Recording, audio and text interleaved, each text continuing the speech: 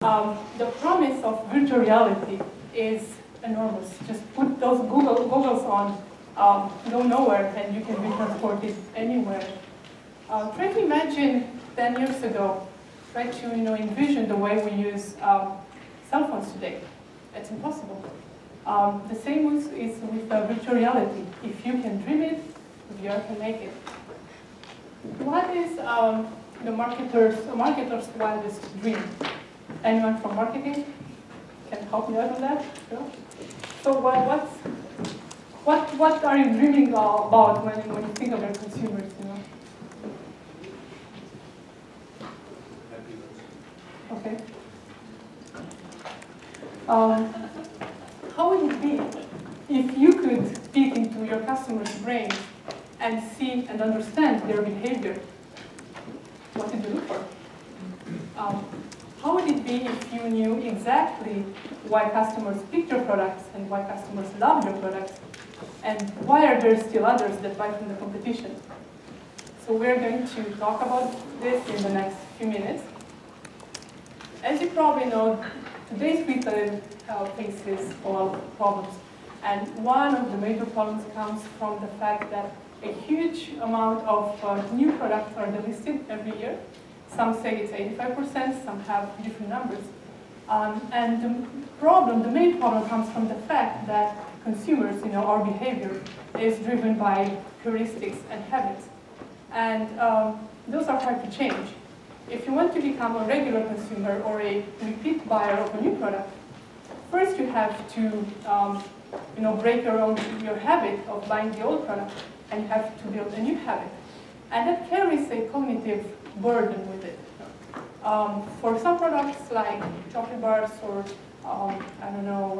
coffee maybe, the burden is not so high. But if you go to other categories, the cognitive load will be so high, and the risk is so high that you might, not be willing to pay that risk and to try a new product or to become a repeat user of a new product.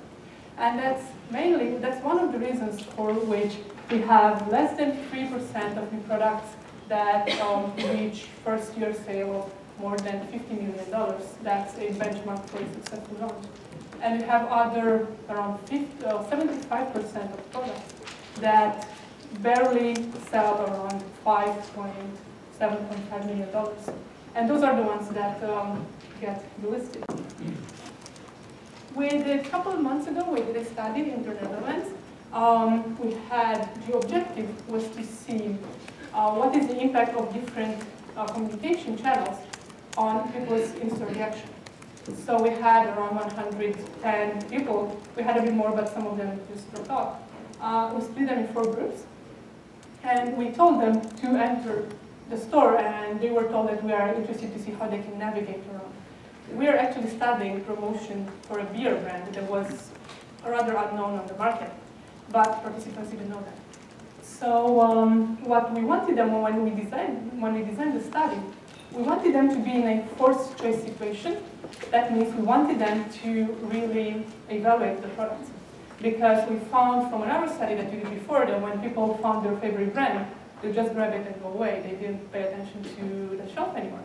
So since we're studying the impact of the communication channels, we wanted them to go through the shelves and really pay attention. So that's why we took out some of the most renowned brands in beer. We just took them out of the shelves so that people couldn't find their favorite beer. So they had to keep looking. We had 4 groups. The first was a control group, where people just entered the store. They knew nothing about the research, and they received a task to pick up different products. We had a second group that saw the TV commercial before entering the research. So they were sitting in a room, and we had a reel of commercials, and they didn't know there was one for the beer there, but they just kept looking at the commercials. The third group, they entered the store, and they had some mild in-store deco, no commercial.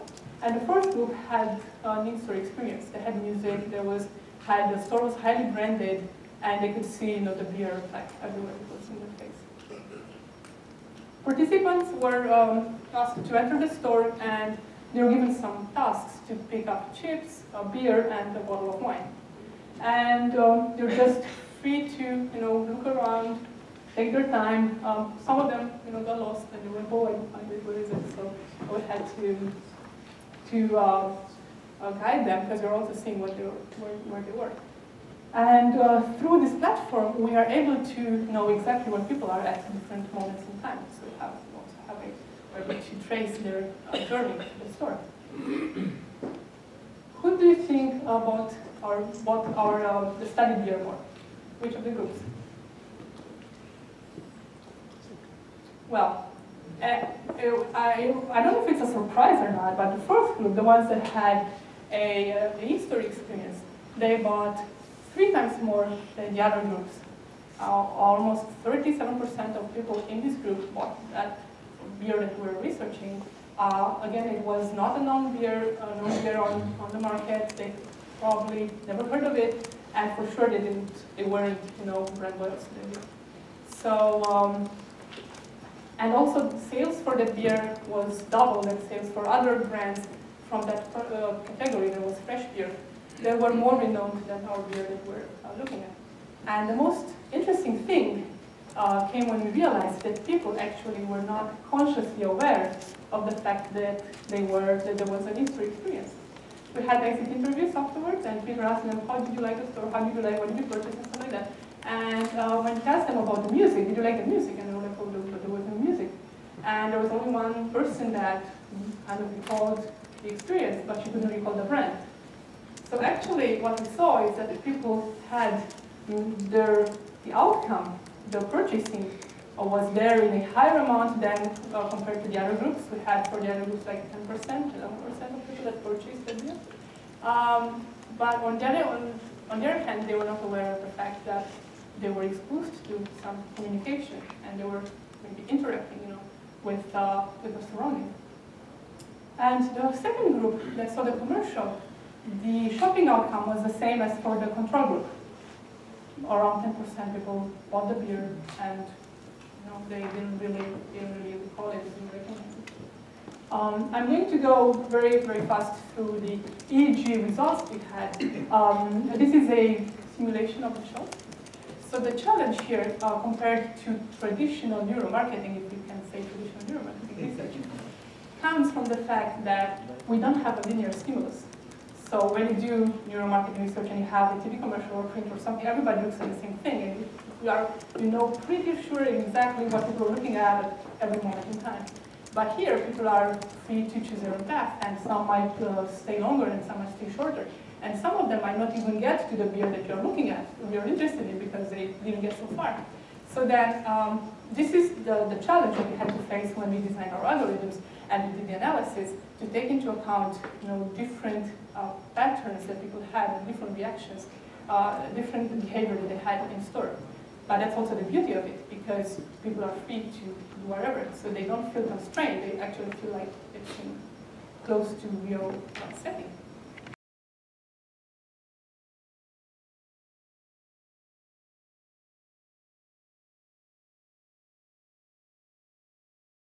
I once had the opportunity to ask him, and he told me, well, what I actually see is the very clever students with smart questions, the smart ones, but also the one with stupid questions, and some people with eccentric hairstyles and clothes. But basically, the major thing he was saying to me is that he only saw a few of the students in this mass of students in this auditorium. And maybe I was lucky when I was falling asleep and he didn't see me at all. But why do I tell this? Actually, what is happening in the store is exactly the same. This is how people see a shelf when they step into the store. It's blurred, and it's very difficult to take the attention. People will recognize the things that they buy habitually very fast, and some things that take the attention. So it's very important to differentiate, and even looking at individual packs from a distance and peripheral view, we see that this different packaging really look alike, and that's actually what happens a lot with private labels. They copy the A brands, they look very similar, and people even don't notice anymore the difference. So the need to differentiate and to make a difference with your competition is really very important in these days. And that's exactly what our presentation is about, how to create impactful packages and how neuro research can help you in doing that. So I hope you don't fall asleep, as I did at my... Now is how important is shopper research for Unilever, and what is the role of pack research in the light of this? So let's start with a small test. What do you see in this picture? Sorry? That's also Body. dolphins. Okay. Do you also see something else? Dolphins. Wow. Wow, that's very good. Yeah. So most people see naked bodies on this face, but some people see dolphins. And in the original study, it appeared to be that children see the dolphins and adults see the naked people. Just to give an idea, that's also what's happening with shoppers. We don't see what shoppers see, so I think it's important to keep in the back of your mind. We work for 9 or 12 months on a project, but the shoppers just see us in a split second. So we don't see what the shopper sees.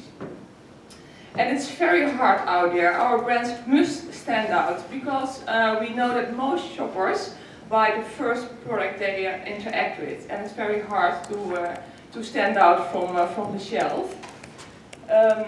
And that's not so strange, because if you take an average store in the Netherlands, we are talking about 20 to 30k SKUs on offer. So imagine a hypermarket in France, that's even worse. You also have so many shelf labels, and then also I think something like 5 or 10k POS materials shouting at you, like buy me, on promotion, etc. So it's a very complex environment. And also knowing that an average shopping trip is less than half an hour in the Netherlands. So it is an overload of information. So the store is basically an extremely difficult environment to deal with for shopper brains. It's one of the most complex environments you can put people in. So does someone know how many products an average household buys from this 20 to 30k products in a store in the Netherlands? About 150. Yeah, that's wow, good answer indeed. That's approximately 1%. So people really have to deal with all this complexity.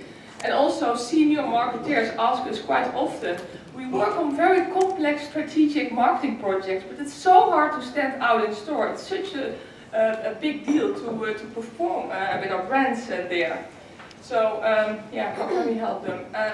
Let's also demonstrate this with this exercise. I would like to keep you moving. So I'll ask you to stand up if you find the red heart on the next slide, and sit down if you see it. So, okay, there we go. Wow. So did you find the red heart? I think so. A lot of people stand up, indeed. But who did see the green diamonds? Was there someone who saw it? Nobody. Wow. Yeah, indeed. Most people find the red heart in less than 2 seconds, but the green diamonds are not seen at all. And it was next to the red heart in this case, so it was very close. Basically, what your brain is doing is deselecting before selecting, and this is an existing code in your brain. So basically, to help you find what you are looking for, first the brain deselects and then it selects. This is exactly what happens with shoppers on a mission. So you might have shoppers with a list in their mind or in their hand, and they are deselecting the information that is not necessary for the task. Most people don't like shopping, so they want to do it quite quickly, and they are deselecting all the POS material where we put a lot of money in, they just neglect it. And you will see that also in this video. So this is a display at the back of the film. And it is not in the right place because people are going to the next category, they're navigating the store. So everybody is neglecting this very big display. That's unbelievable. Some people even bump into it and then they just...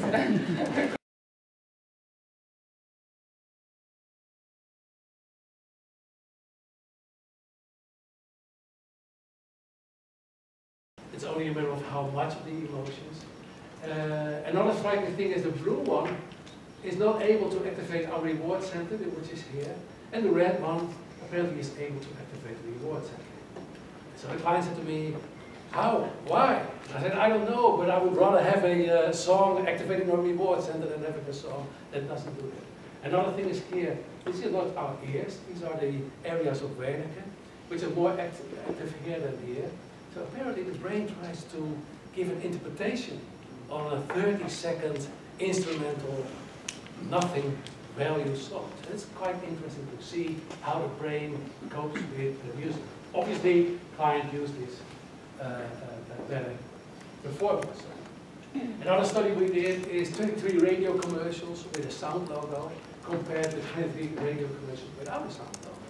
And all of a sudden, we know that a sound logo is helpful in advertising, but now for the first time you can see how much helpful it is with more desire, more attention, more expectation, more trust, and more value, and of course involvement. And of course, within the 23 sound logos, there will be good, better, and worse sound logos, but in total, you can compare it with or without sound logos. So it's quite interesting to have a sound logo. But now for today, I'd like to take you to a quite interesting study we finalized just a few weeks ago. And the premise is of course, that music activates our buying intention. We know that, and we act on it. Some retailers do, some retailers don't. Some retailers have music in their shops. Some others think it's distractive. And we wanted to know, we want to check this premise for once and for always, because yeah, we think we could help a lot of retailers in what kind of music, when, and for what audience you would like to have music on in your shops. So we made a research design, very funny research design, very logical research design if you think about it. We took 4 product groups from countries. So we had French products, Dutch products, believe it or not, we have, German products, and Italian products. 10 products per country. We put it in a sort of a row, and then we had music underneath. French music with French, Dutch music with Dutch, German music with the Germans, and Italian. But we also had Italian music on Dutch products, and French music on Italian products. And then we just exposed that to the consumer's brain, 24 persons, the average buyer, and well, we looked what happened. So to give you an example, we also compared with silence. So these are the Dutch products. We have ettensoep, as we call it, with chocolate. We have herring, raw herring, we like. Cheese, of course. So the subjects in the MRI scanner saw these products, but they also saw these products coming by with this music. This is Dutch music, the orange. But they also saw this, the French music, the Dutch product. And we had German music with the Dutch product.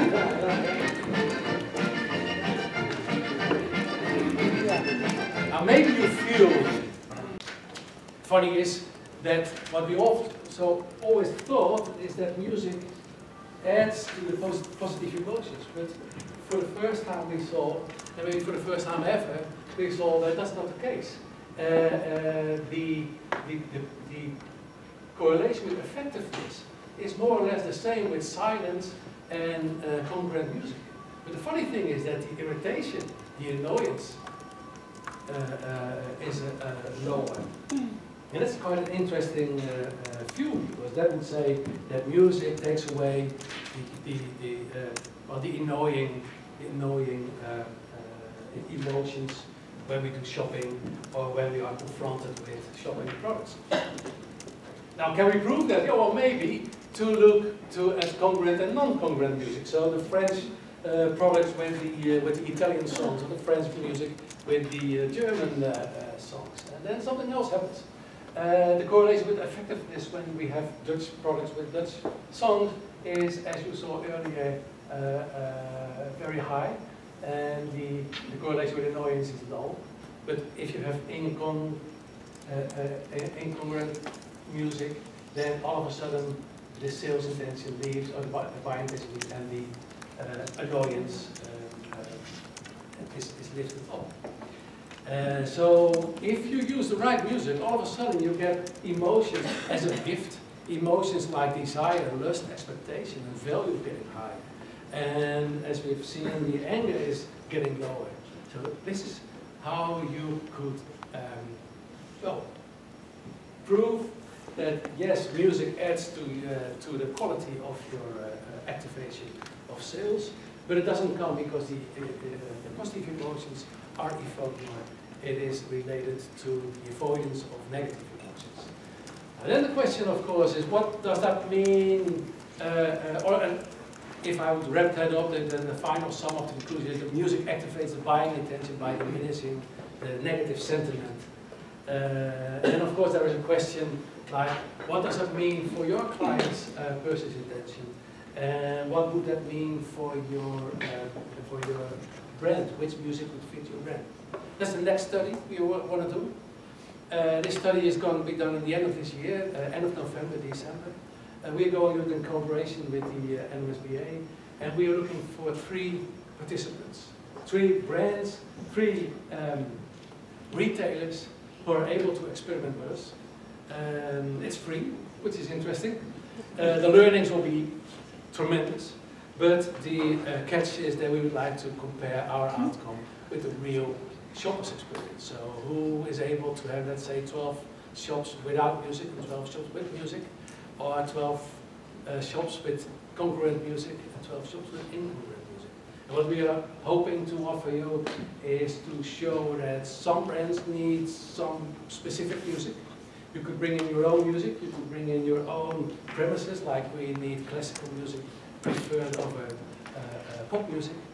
And if there will be an international case study, that will be tremendously, of course. That's what I wanted to share with you. I expect there are some questions, which I have some 10 minutes left. Thank you very much.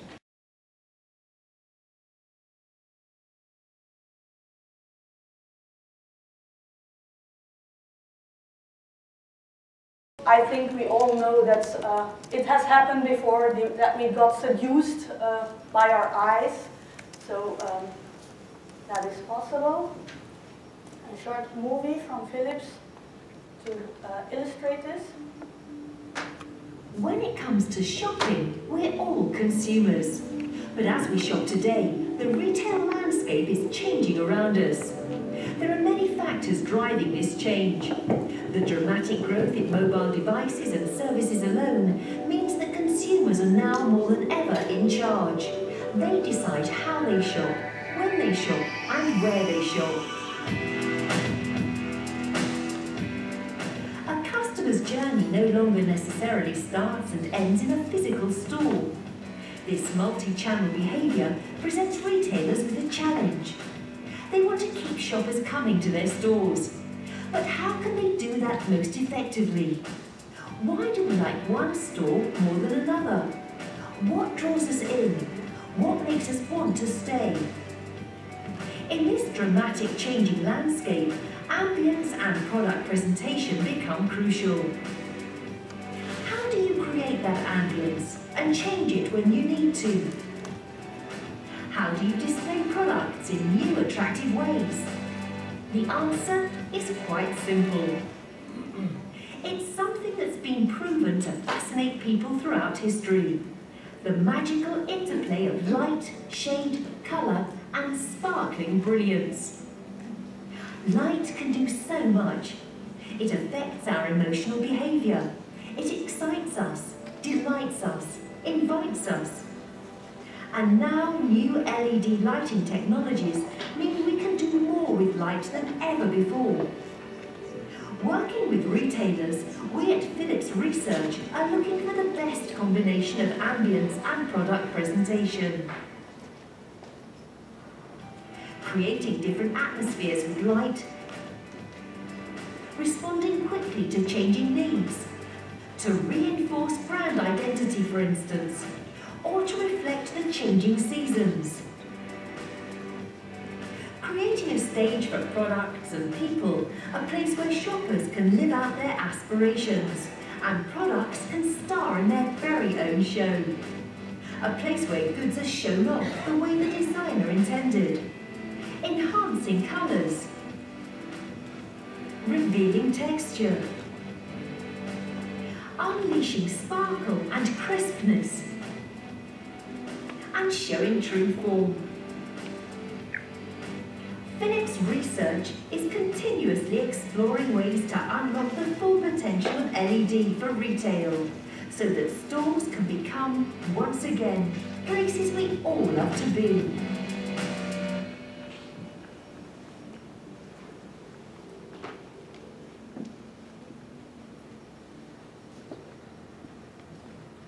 So, and actually this year, 2015, is declared by UNESCO as the International Year of Light and Light Technologies.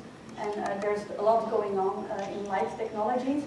But going back to my PhD originally, a study that triggered my interest and attention was a study in which an experimental setup in which television sets were sold.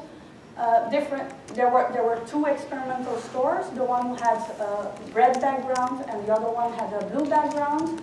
And there were different types of televisions, different brands, different prices in each one. And a respondent was led in one of the two stores. And which one do you think would be most triggering purchases? Who thinks the red one? Who thinks the blue one? Hey, you've all read my research. Indeed, in the red one, people did not buy as much as in the blue one. So in the blue one, more purchase decisions were made. And also, and more intriguingly maybe, in the blue store, even more expensive television sets were chosen among the television sets sold. So that was intriguing to me. And then I thought, well, would you all paint your stores in blue? Probably not. So what colors exactly should we use? Because there's more than red and blue in the world. Also, Philips did some research, and they found out by experimenting in a supermarket, plus supermarkets, that with a certain dynamic lighting, that they could trigger people to spend 8% longer in the store, to perceive the atmosphere as more pleasant, and to fill their baskets with 5.5% more value. So they were also interested to know more on how to advise retailers to incorporate these findings. So we know that lighting and color has the potential to stimulate the propensity to buy when used intelligently, but now the question was how should color and light be used in retail environments?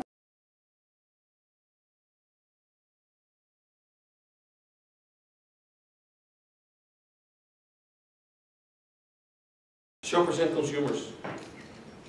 I try to simplify it. Also, you have to keep in mind, it's such a diverse group in the room today. Some of you may fall asleep now, and some of you may think, wow, this sounds actually really interesting. Shoppers and consumers.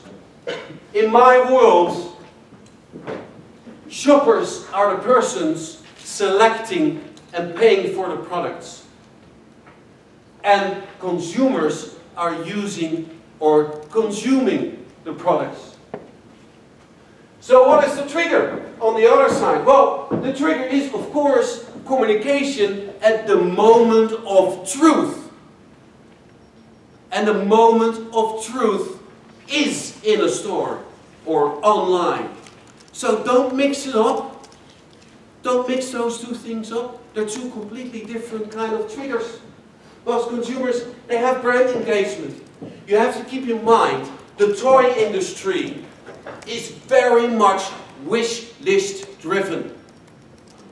If a child wishes for a certain product, why would you give him or her something different? I have a dog in this picture, a beautiful golden retriever, I used to own a Siberian Husky. And this lady only ate a very specific, very expensive brand of pet food. Regardless of what I put in front of her, she would only eat this pet food. What's my point? My point here is, who's the decision maker? If the dog doesn't want to eat anything else, am I going to buy something different for her? No. If a child is wishing for a certain toy, and I'm not even saying Lego, it could be anything, why giving the child something different? So in the toy industry, the difference between a consumer, a shopper and a consumer is big, because it's still parents, grandparents, gift givers paying for the gifts. But who's the decision maker? And sometimes we may want to focus on brand engagement, communication at moments of truth, whilst we may need to question ourselves, who's the decision maker?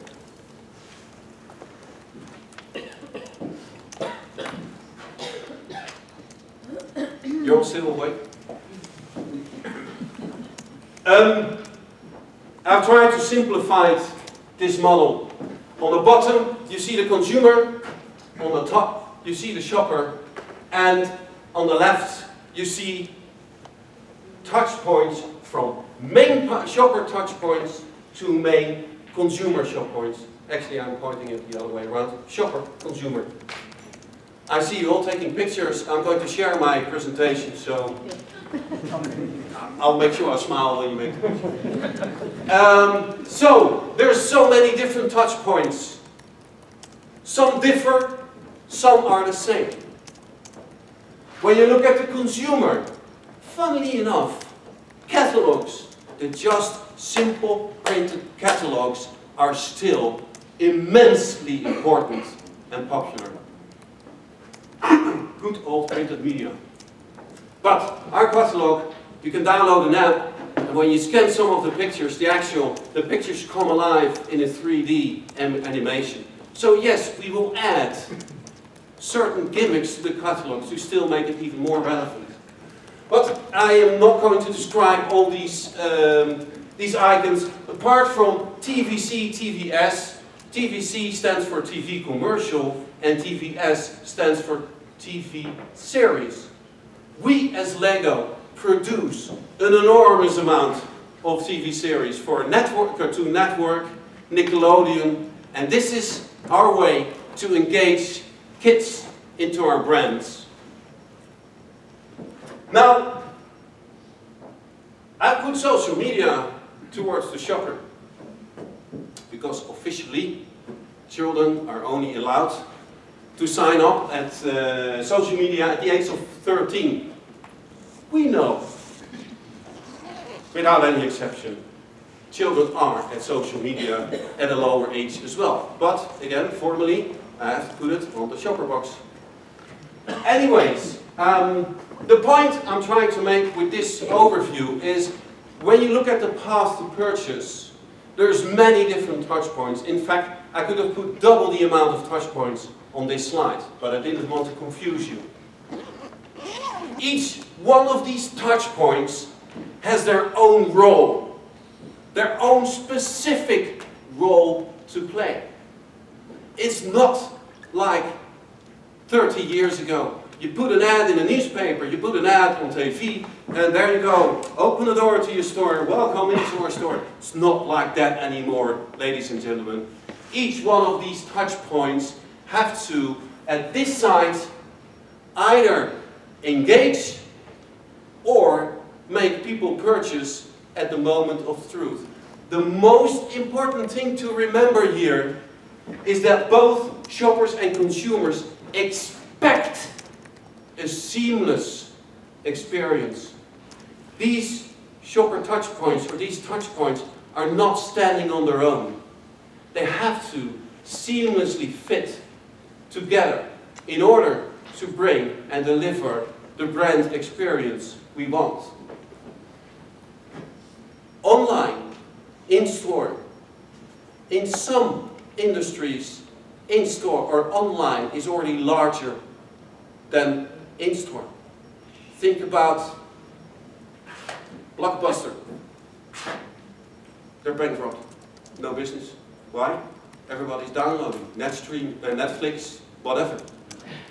However, as I said, shoppers and consumers expect a seamless experience. They are digital and social natives. They grew up with it. In fact, a friend of mine was telling about his 2.5-year daughter who was standing in front of a piece of art and tried to swipe it.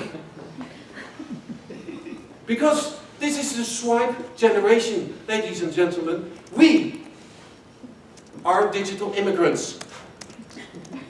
We are the mouse generation. Kids don't even know how to use a mouse, the younger kids.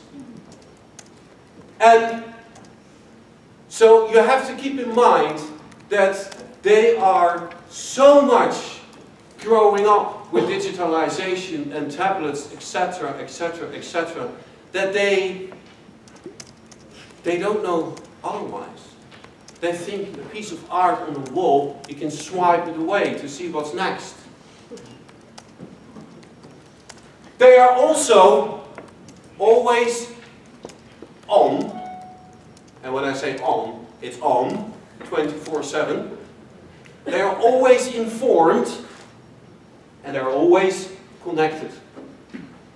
And it is important to note here as well that they consume and produce a staggering amount of content on a daily basis. Staggering amount. And I've now once heard someone saying, yeah, but kids these days, they have an information overload. Actually, it's the lack of deselecting. We've been talking about deselecting before. If you teach this child to deselect before select, you may be able to help them to be better informed. Another important thing to note as well is that they have very clearly seen the effects of the economical crisis. They have seen that having a job is not something you have to take for granted. You have to work really hard for it. And so, and this generation, Generation Z, is also very much willing to work very hard to reach their goals.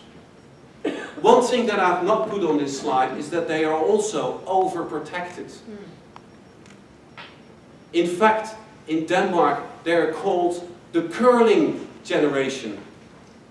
And if you may know, it's one of those fantastic, exciting Olympic sports, curling. And it's throwing at dice and there's... But that's how we are trying to protect it. We want to pave their path and protect them from the evil world. But one of the downsides to this as well is that these children don't really have the guts sometimes to take a next step. Whilst they know, because of the economical crisis, they have to work really hard to reach their goals. And the last, I saved the best for last, and some of you may scratch the back of your head and think, this is amazing. 2/3 of the children going to school today don't know yet what job they're going to have in the future, or those jobs have not even created yet. That brings uncertainty as well. And to be perfectly honest, our generation, arguably, has actually been going through that as well. When you were in school, were there shopper marketers? Were there neuromarketeers? No. So each generation is going through this, but as mentioned before this morning as well, it's going at such an incredibly high pace that 1 year in the digital age was arguably a decade in the analog age. Sorry. But it does bring a lot of uncertainty. And looking at the future is very difficult for these children to digest. What is it that I'm going to be in 10, 15 years from now? So when we're talking about the future, I put on this slide, I put 4 terms. Virtual reality, well, you can try it out here. And trust me, the gaming industry is smelling a lot of opportunities here. But then, once you start connecting virtual reality with intelligent robots, it's being predicted that perhaps in the next decade you can actually start a relationship with a robot. You don't need a human anymore. Artificial intelligence is becoming much better. The actual technology used for robotics are much more human. In fact, and don't hold me against this, but some people predict you can have better sex with robots than with human beings in 10 years from now. But this is what Generation Z is up to right now. So we are thinking here, are you mad? Are you nuts?